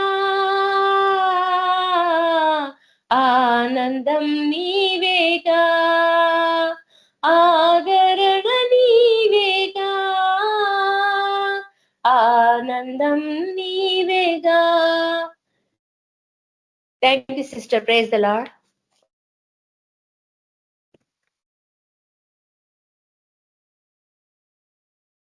thank you sister. Praise Lord. మన మధ్యలో మనకు శామ్యూల్ బ్రదర్ వాక్యం అందిస్తాడు. Praise Lord brother.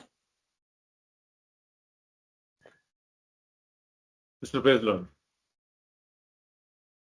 వాక్యం అందించిన బ్రదర్. Praise lord. అందరికి దేవుని పేట వందనాలు. ఈరోజు సాయంకాలం ధ్యాన నిమిత్తము దయచేసి నాతో కూడా హబక్కూకు రాసిన గ్రంథము 3వ అధ్యాయము 19వ వచనం దయచేసి ఎవరైనా తెలుగులో చదవటానికి సహాయం చేయండి.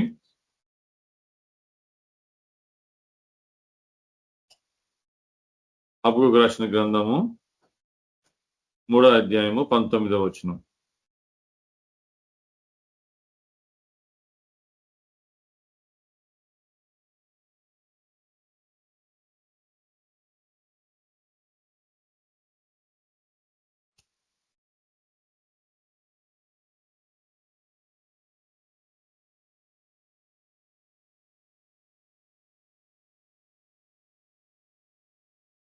Brother Habakkuk 3 brother 3:19 sister.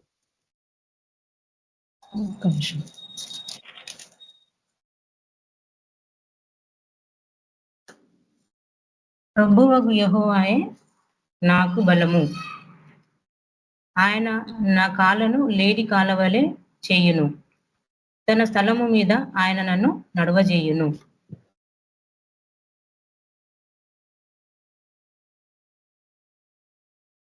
చేసుకుందాం. తండ్రి, నన్ను దేవా మాకు ఇచ్చిన ఈ వాక్య భాగం బట్టి వందనాలు.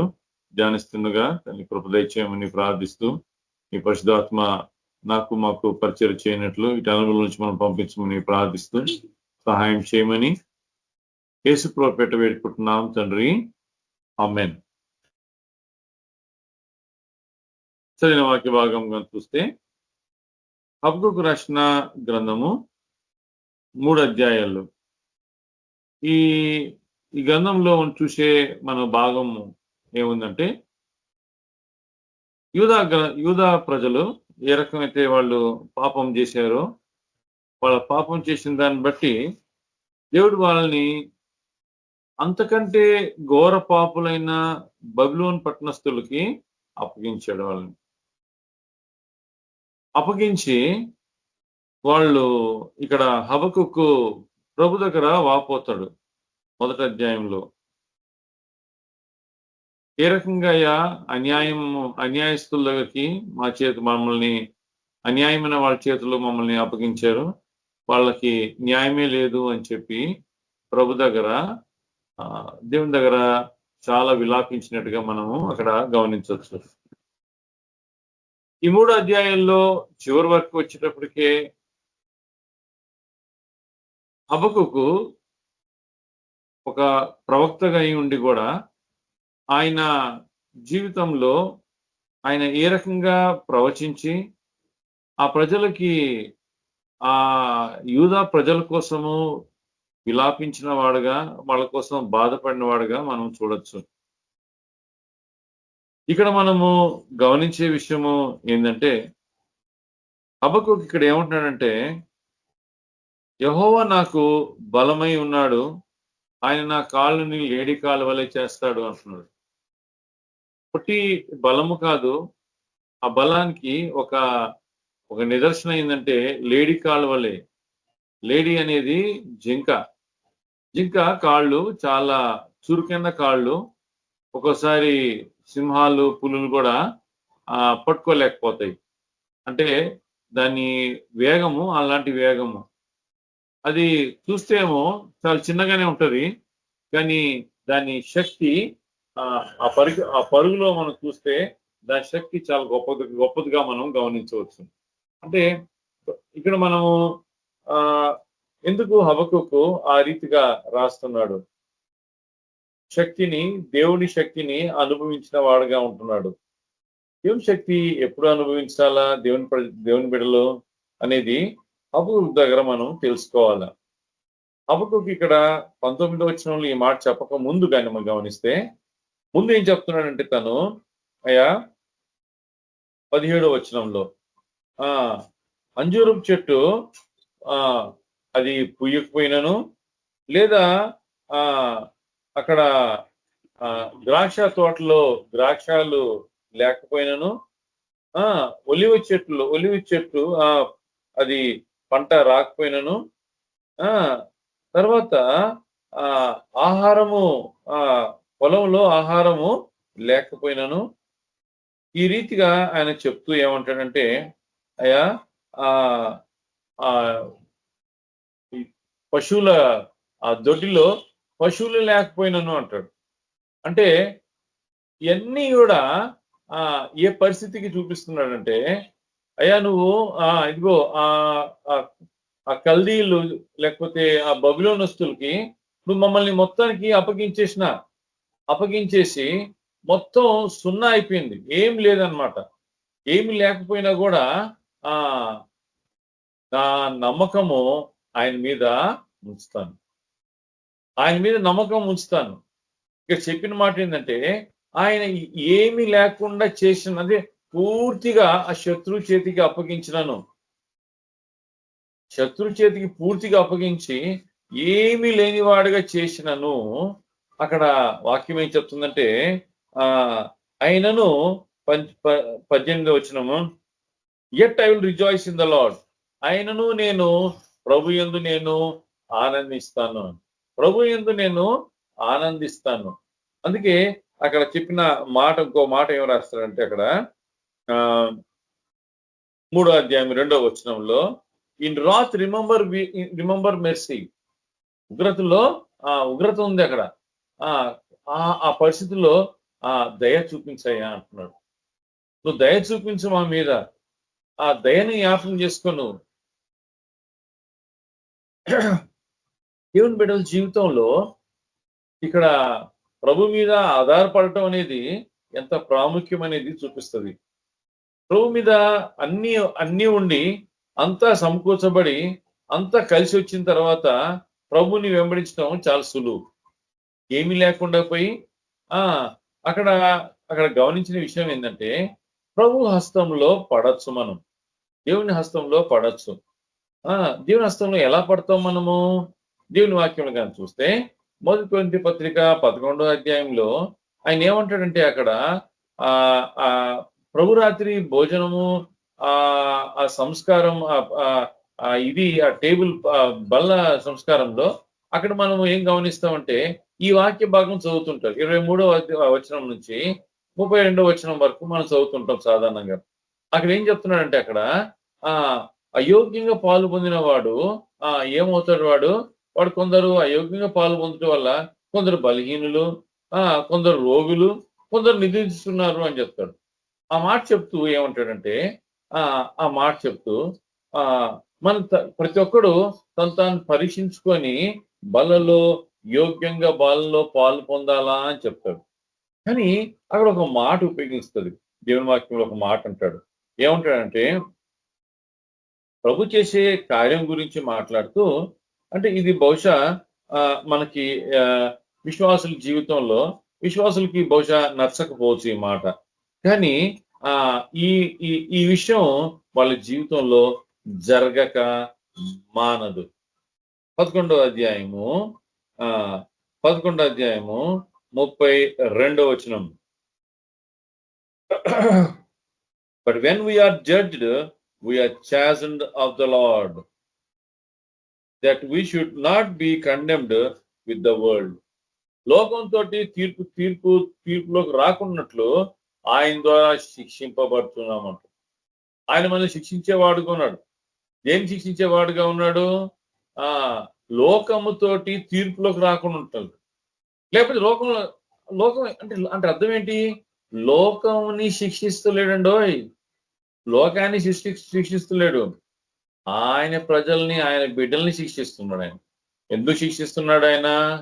ఆయన బలలో అయోగ్యంగా పాల్గొంటున్నారు వీళ్ళు, అందుకు శిక్షిస్తున్నాడు. అంటే ఈ శిక్షకి ఈరోజు ఇక్కడ హబక్కులో చూస్తే మనం గమనిస్తే వీళ్ళు శిక్షకి గురవుతున్నారు. వీళ్ళు ఎందుకు? వీళ్ళు తప్పిపోయారు. వీళ్ళు తప్పిపోయినందుకు ఆయన విడిచిపెట్టలేదు. ఆయన విడిచిపెట్టేవాడు కాదు. ఎవరిని విడిచిపెడతాడు? ఆయన పిల్లలు కాని వాళ్ళని విడిచిపెడతాడు. ఆయన పోరా ఎట్టన బో అంటాం మనం. ఎవరన్నా చేస్తే ఆయన పోరా ఎట్టన బో, నీ సావు నువ్వు సావు అంట. అంటే ఏంటి అక్కడ అర్థము? అలా మాటలు మనం వింటుంటాం. నీ సావు నువ్వు సావు అంటే అక్కడ ఎట్టన సావు అంటే ఎట్టన సావు అంటే వాళ్ళ గురించి పట్టించుకోవాల్సిన అవసరం లేదు. తల్లిదండ్రులు అట్లా అనరు, పిల్లల గురించి అట్లా అనకూడదు. ఒకరు అంటుంటే అలా అనకూడదు.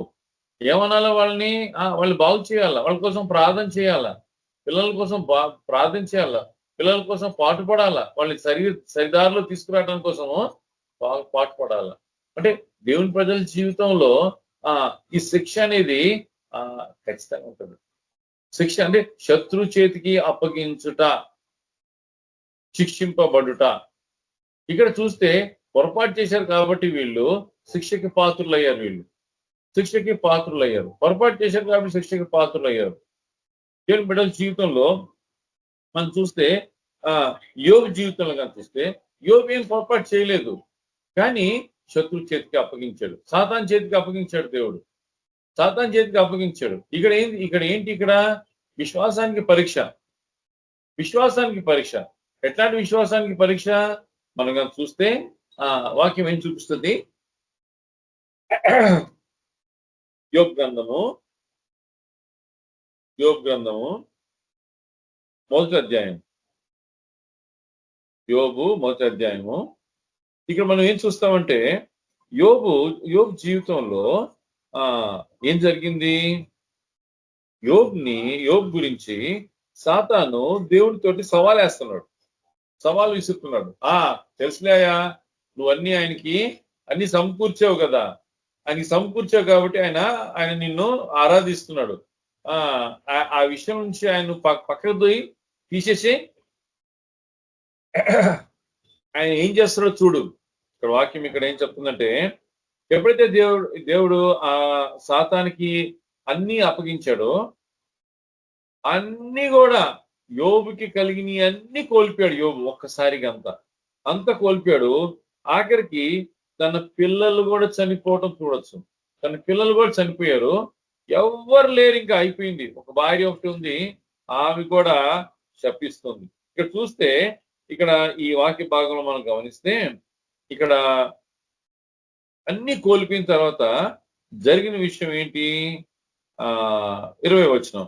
And Job arose and rent his mantle and shaved his head, fell down upon the ground, worshipped.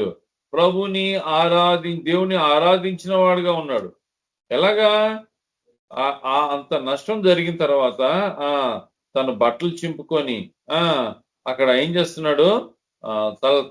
తల వెంట్రుకలు షేవ్ చేసుకొని తను కింద పడిపోయి ఆరాధిస్తున్నాడు. అప్పుడు యోబు మిక్కిలి బిగ్గరి గొంతుతోటి ఏడ్చి ప్రభుని ఎందుకు చేసేవి ఇలాగా అని చెప్పి రోధించాను. ఆ మాటలు లేవు. అక్కడ శత్రు చేతికి ప్రభు అప్పగించాడు, దేవుడు అప్పగించాడు. ఈ విషయం యోబుకి తెలవదు. శత్రు చేతికి దేవుడే అప్పగించిన సంగతి తెలవదు యోబుకి. కానీ వచ్చిన పరిస్థితిని బట్టి అక్కడ ఆయన స్పందించిన విధానం చూపిస్తుంది ఇక్కడ దేవుని వాక్యం. ఎలా చూపిస్తుంది? ఆయన అన్ని కోల్పోయినను ప్రభు ఆయన జీవితంలో యోబు ఆరాధన కోల్పోలేదు, దేవుని స్తుతించడం కోల్పోలేదు. ఇది ఈరోజు ప్రజలు, విశ్వాసులు వాళ్ళ జీవితంలో వాళ్ళు తెలుసుకోవాల్సింది. ఏది? ఆరాధన. మన ప్రతి దాన్ని మనకి ప్రతి విషయంలో మనం ఆరాధించేవారుగా ఉండాల. అన్ని నష్టం వచ్చినానో లాభం వచ్చినానో ఆరాధన మన జీవితంలో మన నోట ఉండాలని చెప్తుంది ఇక్కడ వాక్యం. అది ఈ ఆరాధననే మన జీవితంలో బలమై ఉన్నది. అందుకే దావీదు కీర్తన 18వ అధ్యాయంలో ఏం చూపిస్తాడు? మొదటి వచనంలో ఆ అధ్యాయం అంతా ఏ రకంగా దేవుడు ఆయన్ని ఇన్ని రకాలుగా శత్రువుల దగ్గర నుంచి విడిపించాడన్న విషయాన్ని ఆయన వెల్లడిపరుస్తాడు కదా. అయితే మొదటి వచనంలో ఏమంటాడంటే యెహోవా నా బలమా అంటాడు. అంటే నువ్వు నాకు బలము, నువ్వు లేకపోతే నేను ఏమి చేయలేను, ఈ శత్రువుతోటి నేను నిలబడలేను, శత్రువు మీద జయించలేను నేను. దేవుని బిడ్డలుగా ఈ లోకంలో మనకి రకరకాల శత్రువులు. మన శరీరమే ఒక గొప్ప శత్రువు. మన శరీరమే గొప్ప శత్రువు. దీని మీద మనం విజయం సంపాదించాలి. మనం ఎప్పుడైతే ఈ శరీరం మీద విజయం సంపాదిస్తామో ప్రభువుని మనం గణపరిచిన వారుగా ఉంటాం. మనం అదే ఆ రీతిగా ఆయన ఘనత కోరేవాడుకున్నాడు మన జీవితంలో. ఎప్పుడైతే మనం గణపరిచే వారుగా ఉంటామో మనము ఆయన తన ఆశీర్వాదము ఎలా కుమ్మరించాడు యోబు జీవితంలో అనేది మనకి తెలియపరచబడుతుంది. అంటే ఈ పరిస్థితులన్నిటిలో నుంచి కూడా యోబు పాపం చేయలేదు. కానీ అక్కడ జరిగిన విషయం ఏంటి? యోబుకి ఇచ్చిన గొప్ప స్థితి ఏంటంటే అంత కోల్పోయి అంత ఇదేంటన్నా తన ఆరాధన కోల్పోలేదు, ప్రార్థన శక్తిని కూడా కోల్పోలేదండి. ప్రార్థన శక్తిని కూడా కోల్పోలేదు యోబు. చూస్తే తనకున్న స్నేహితులతో గురించి మాట్లాడుతున్నాడు దేవుడు. అయ్యో యోబు దగ్గర పోయి ప్రార్థన చేయించుకోండి పోయా. యోబు ప్రార్థన చేస్తేనే నేను మిమ్మల్ని క్షమిస్తాను, యోబు క్షమిస్తేనే నేను మిమ్మల్ని క్షమిస్తాను. ఏంటిది? ఎంత గొప్ప విషయం కదా. ఇక్కడ నేర్పించే గొప్ప విషయం ఏంటంటే దేవుని ప్రజలు వాళ్ళు ఏ రకంగా క్షమించేవారు. అక్కడ ఏంటండి? యేసు ప్రభు మాటలున్నాయా? నూతన నియమంలో ఉన్నాడా యోబు? లేకపోతే యేసు ప్రభు చెప్పిన ఆజ్ఞల్లో నీ శత్రువుని నువ్వు ప్రేమించు అని చెప్పి ఆయన చెప్పిన మాటలు కొండ మీద ప్రసంగంలో ఆ ప్రసంగం విన్నాడా యోబు? లేదు. అయినను ఆయన జీవితంలో ఆయన తన శత్రువుల్ని వాళ్ళ మిత్రుల అసలు కానీ ఆ శత్రువులు లాంటి బిహేవ్ చేశారు వాళ్ళు. ఆ రకంగా చేసిన వాళ్ళని క్షమించి, అయ్యా ఈయన కానీ క్షమిస్తేనే నేను క్షమిస్తాను. యోబు క్షమించిన వాడుగా ఉన్నాడు. తన స్నేహితుల్ని క్షమించాడు. క్షమించడం వల్ల వాళ్ళు క్షమాపణ పొందారు వాళ్ళు దేవుడి దగ్గర. ఎంత గొప్ప విషయం కదా, ఎంత గొప్ప విషయం. తప్పిన కుమారుడు 15వ అధ్యాయంలో, లూకా సువార్త 15వ అధ్యాయంలో తండ్రి దగ్గరకు వచ్చి తండ్రిని క్షమాపణ కోరుకున్నాడు. తండ్రిని ఎప్పుడైతే క్షమాపణ కోరుకున్నాడో దేవుడి దగ్గర క్షమాపణ పొందాడు. ఎంత గొప్ప విషయం కదా. ప్రభు తన బిడ్డల జీవితంలో ఎలాంటి కార్యం చేస్తున్నాడంటే ఈ రీతిగా యోబు తన బలము పొందినవాడుగా ఉన్నాడు. ఆయన తిరిగి రెండంతలుగా ఆయన ఎట్లా ఆశీర్వదింపబడ్డాడు అనేది మనం చూస్తే, ఆయన పొందిన విధానం కానీ చూస్తే ఆయన జీవితంలో ఈ రెండు విషయాలు పోలేదండి. ఒకటేమో ఆరాధన కోల్పోలేదు, రెండోది ప్రార్థన శక్తిని కోల్పోలేదు. అంటే తన ప్రార్థన జీవితము అలాగే ఉంది, ప్రార్థన బలము అలాగే ఉంది. ఎప్పుడైతే మన జీవితంలో ఆరాధన ప్రార్థన ఈ రెండు కానీ మన జీవితంలో కరెక్ట్ గా కానీ ఉంటే ఆయన మీద అన్ని వేళల్లో మనము ఆధారపడేవారుగా ఉంటాము. మొదటి సమయంలో మొదటి అధ్యాయంలో మనం చూస్తే హన్నా తన జీవితంలో వచ్చిన ఆ జీవితంలో రెండు అధ్యాయాలు మనం రెండు విషయాలు చూస్తాము. ఆమె ప్రార్థన జీవితం చూస్తాము, ఆమె ఆరాధన జీవితం చూస్తాము. రెండు చూస్తాము ఆమె జీవితంలో, రెండు విషయాలు చూస్తాము. రెండు విషయాలు ఉన్నాయి. ఈ రెండు విషయాలు అవి అన్ని రకాలైన పెనిన వల్ల వచ్చిన ఆ శ్రమలు అవన్నీ కూడా ఎదుర్కోవటానికి శక్తిని దేవుడి దగ్గర నుంచి పొందింది. ఎలా పొందింది? వాగ్దానం ద్వారా. దేవుని బిడ్డల జీవితంలో వాగ్దానము గొప్ప శక్తి. దేవుని బిడ్డల జీవితంలో వాగ్దానాలు, అందుకే వాగ్దానాలు అంటూ ప్రతిరోజు దేవుడి దగ్గర వాగ్దానాల కోసం వేచి ఉండాలని చూపిస్తుంది. అంటే ఆ రీతిగా మనం కనిపెట్టుకొని ఉండాలి ఆయన వాగ్దానాల కోసం. వాగ్దానాలు మనల్ని బలపరిచేవిగా ఉన్నాయి. ఆ రీతిగా దేవుని బిడ్డల జీవితంలో బలము, యెహోవా నాకు బలమై ఉన్నాడు, ఆయన కాళ్ళని లేడీ కాళ్ళ అంటే ఆ శక్తిని పొందేవాడుగా చేసేవాడుగా ఉన్నాడు అని చెప్పి ఇక్కడ మనం చూస్తే ఆ రీతిగా అంటే బలహీనుల మనం బలహీనులం అయిపోతాం. ఈ లోకంలో బలహీనులమే. మన పాప జీవితము, మన పాత జీవితంగా చూస్తే బలహీనులమే. ఎప్పటికీ మనము మన బలవంతులు అని చెప్పుకోవటానికి వీల్లేదు. అన్ని పరిస్థితుల్లో మన జీవితంలో బలహీనత అనేది తాండవిస్తుంటది.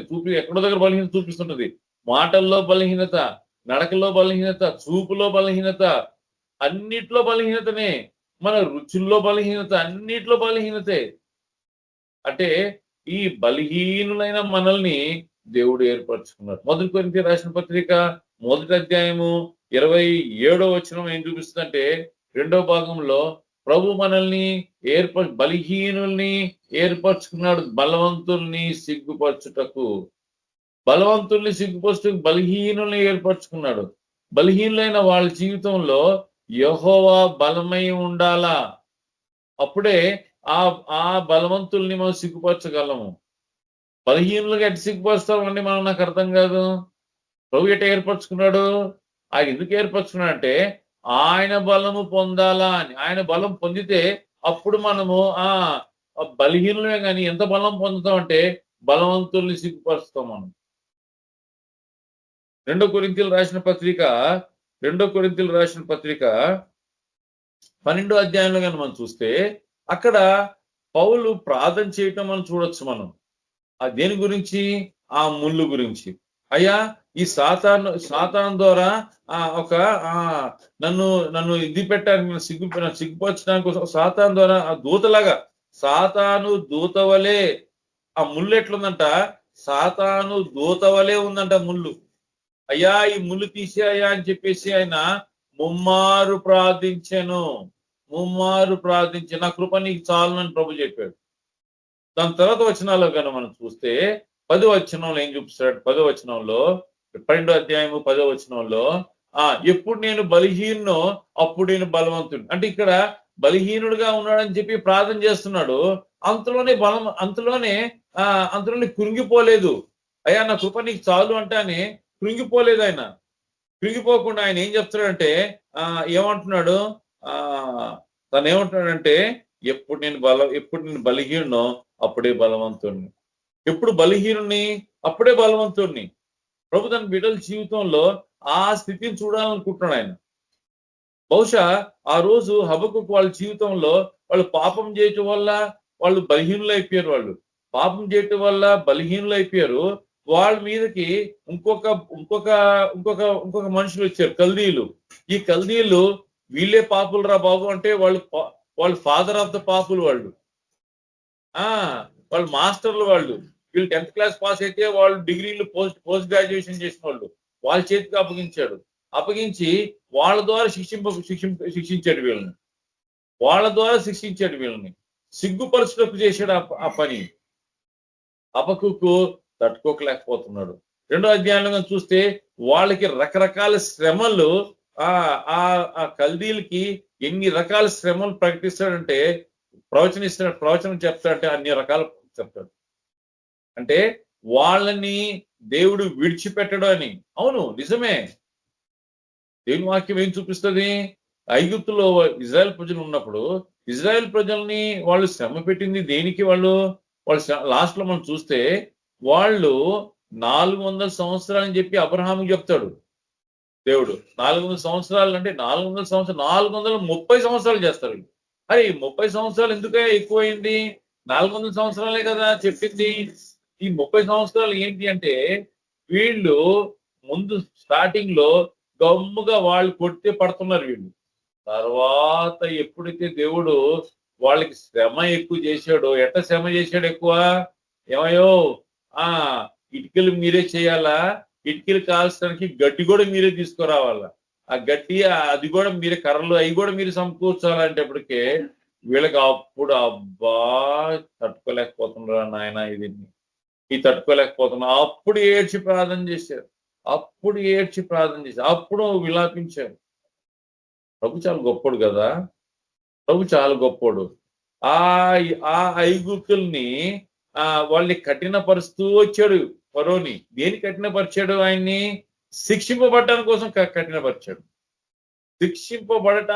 కఠినపరిచాడు. అంటే వరుస పెట్టి వాళ్ళని ఎలా శిక్షించాడంటే ఈ 10 తెగుళ్ళతోటి వాళ్ళని ఆఖరిగా వాళ్ళ కుమారులు, వాళ్ళ జంతువులు అందరూ, పశువులు, పక్షులు అన్ని ఏమున్నాయో అందరిలో మొదట జ్యేష్ఠ కుమారుడు, ఫస్ట్ది ఆ జంతువులు అన్ని చచ్చిపోయింది.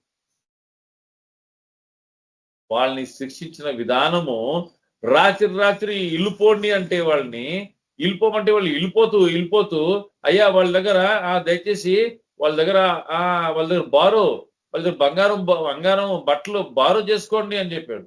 వాళ్ళు బారో చేసుకుని అడిగితే వాళ్ళు తీసిచ్చేసారు అన్ని. కొల్ల సొమ్ము, యుద్ధం చేయకుండానే కొల్ల సొమ్ము, యుద్ధమే చేయలేదు, విస్తారమైన కొల్ల సొమ్ము దోచుకున్నారు. ఆ రోజు ఐగుప్తుని వీళ్ళు ఇజ్రాయెల్ ప్రజలు దోచుకొని వెళ్ళిపోయారు. ఏం లేదు వాళ్ళ దగ్గర, అలాగే చేసేసారు వాళ్ళని. వాళ్ళకి ఏంటంటే అయ్యో చచ్చిపోతారా బాబు వెళ్ళిపోండి మీరు అని. దేవుడు చేసిన కార్యం కానీ మనం చూస్తే అక్కడ శత్రు చేతికి అప్పగించాడు, కానీ దాంట్లో నుంచి విడిపించాడు కూడా, దాంట్లో పాఠం నేర్పించాడు కూడా. ఈరోజు మనం నేర్చుకునే భాగం అదే. ఆయన మనల్ని శత్రు చేతికి అప్పగించినాను, ఆయన కృప దూరం చేయలేదు. కృప దూరం చేయలేదు. మనం కానీ చూస్తే న్యాయాధిపతుల్లో సంసోను ఉన్నాడు. సంసోను మనం కానీ చూస్తే చివరి భాగంలో చూస్తే 16వ అధ్యాయం 27వ వచనం నుంచి మనం కానీ గమనిస్తే 27-28 వచనాల్లో అప్పటికే సంసోనికి కళ్ళు పీకేశారు వాళ్ళు. ఇప్పుడు వాళ్ళు ఒక పెద్ద భవనంలో ఈ ఫిలిస్తీన్లు ఉన్నారు. ఈ ఫిలిస్తీన్లు పెద్దగా వీళ్ళు ఒక పెద్ద పండగలాగా ఒక పెద్ద ఫీస్ట్ చేసుకుంటున్నారు. వీళ్ళు ఒక పెద్ద విందు చేసుకుంటున్నారు. విందులో తాగుతున్నారు వీళ్ళు. తాగే వాళ్ళు అక్కడ ఏం చెప్తుందంటే, అక్కడ ఆ వాక్యం చూపిస్తుందంటే, వాళ్ళు ఆ బిల్డింగ్ లో ఏమంటారు అంతస్తులు ఉన్నాయంట. ఆ బిల్డింగ్ లో అంతస్తుల్లో 3000 మంది ఉన్నారంట. 3000 మంది. ఆ బిల్డింగ్, అంత పెద్ద బిల్డింగ్, 3000 మంది పట్టే అంత బిల్డింగ్ ఉందా ఆ కాలంలో? 3000 మంది పట్టే బిల్డింగ్ అంటే ఎంత జ్ఞానం ఉన్నది ఫిలిస్తీన్లకి నిజంగా. అక్కడ చూస్తే సంసోను అక్కడ ప్రార్థన చేస్తున్నాడు, అయ్యా ఈ ఒక్కసారి నన్ను బలపరచు, ఈ ఒక్కసారి నన్ను బలపరచువా, ఈ ఒక్కసారి నన్ను బలపరచు. నేను వీళ్ళందరినీ నేను చచ్చిపోవాలి, వీళ్ళు కూడా చచ్చిపోవాలి, వీళ్ళు నాతో పాటు. ప్రభు అనుమతించాడు. ఎబ్రీ రాసిన పత్రిక 11వ అధ్యాయంలో విశ్వాస వీరుల్లో సంసోను ఉన్నాడు. అక్కడ విశ్వాస వీరుల్లో సంసోను ఉన్నాడు. సంసోన్ చేసిన ఆ విధానము, ఆ స్త్రీల దగ్గర కానీ ఆ వేశ్య దగ్గర పోవటం కానీ అవన్నీ దేవుని వాక్యంలో ఎక్కడ కూడా సంసోన్ని ఖండించినట్టుగా ఎక్కడా లేదు. అది దేవుని విధానం. ఎందుకు? వాళ్ళని ఈ ఫిలిస్తీన్ని చంపడానికి, ఫిలిస్తీన్ని నాశనం చేయడానికి ఒక మంచి బలమైన న్యాయాధిపతిగా సంసోన్ని నియమించాడు. 20 సంవత్సరాలు ఇజ్రాయెల్ ప్రజలకి న్యాయం తీర్చిన వాడుగా ఉన్నాడు. ఎట్లాంటి మాట! ప్రభు చేసిన కార్యం ఏంటంటే, ఆయన బలహీనుడైపోయాడు, శత్రు చేతికి అప్పగించాడు దేవుడు, అవమానపరచబడ్డాడు. ఇదంతా జరిగింది. కానీ ఆఖరికి వచ్చేటప్పటికే ఏ కార్యం అది? ఆ కార్యము అంతమంది 3000 మందిని చంపాల. అంతకుముందు కానీ మనం గమనిస్తే, అంతకుముందు ఆయన 15వ అధ్యాయంలో కానీ మనం చూస్తాము, 14వ వచనంలో అక్కడ అదే రీతిగా వాళ్ళు ఫిలిస్తీన్ని 1000 మందిని చంపుతాడు. 1000 మందిని చంపిన తర్వాత ఆ గాడిద దవడతో చంపిన తర్వాత చూస్తే ఆ చివరి భాగంలో కానీ మనం గమనిస్తే 15వ అధ్యాయం చివరి భాగంలో ఆయన దప్పికొంటాడు.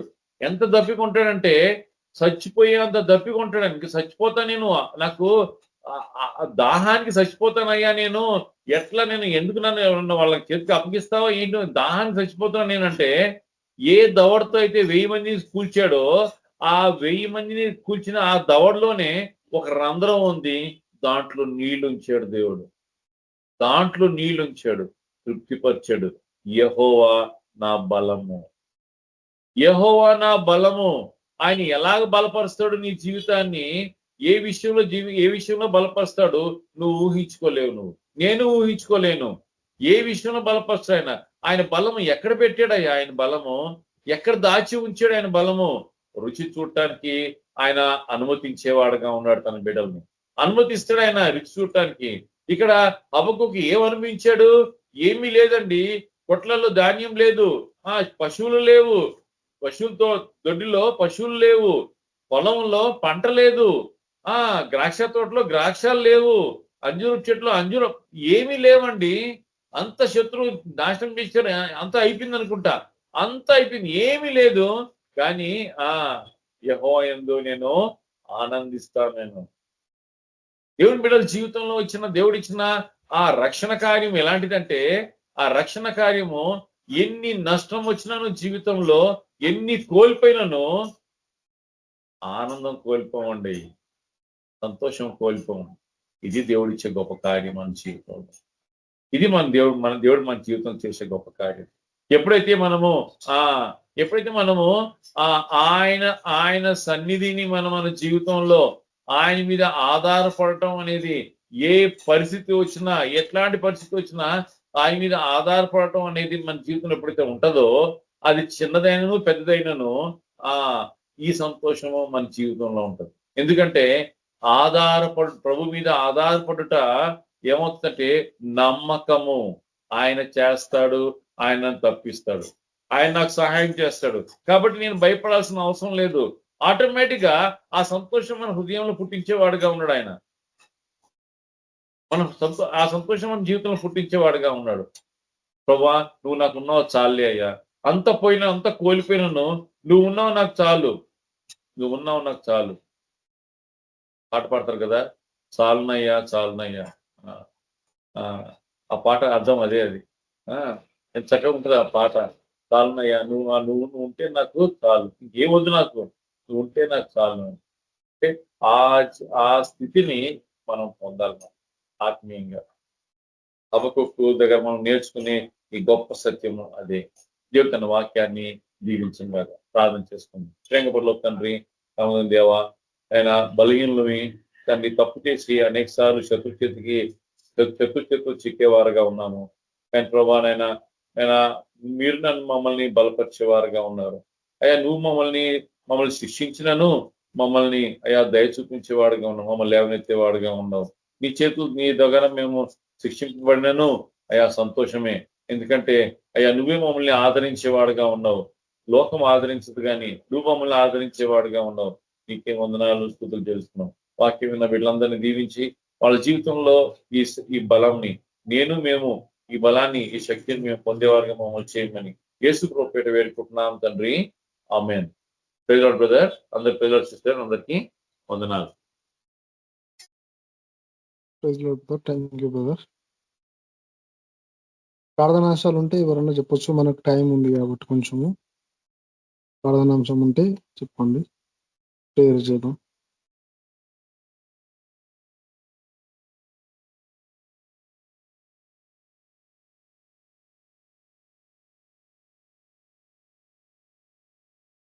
ప్రార్థనాంశాలు ఉంటే చెప్పండి, లేకపోతే ముగించేసుకుందాం.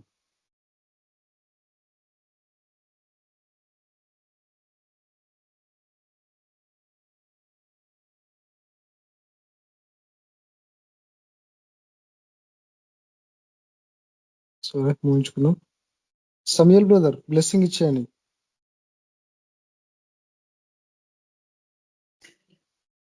బ్లెస్సింగ్ ఇచ్చేయండి బ్రదర్. Okay brother. తండ్రి ప్రేమ, యేసుక్రీస్తు కృప, పరిశుద్ధాత్మ సహవాసము ఇప్పుడు ఎల్లప్పుడు మనందరూ తోడి నడిపించును గాక. ఆమేన్. Thank you brother. Praise Lord. ఆమేన్. ప్రైజ్ లార్డ్ అందరికీ. Praise Lord brother. Thank you.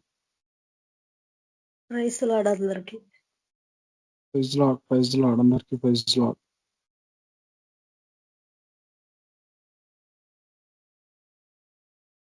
Praise the Lord brothers and sisters, అందరికీ ప్రైజ్ ద లార్డ్.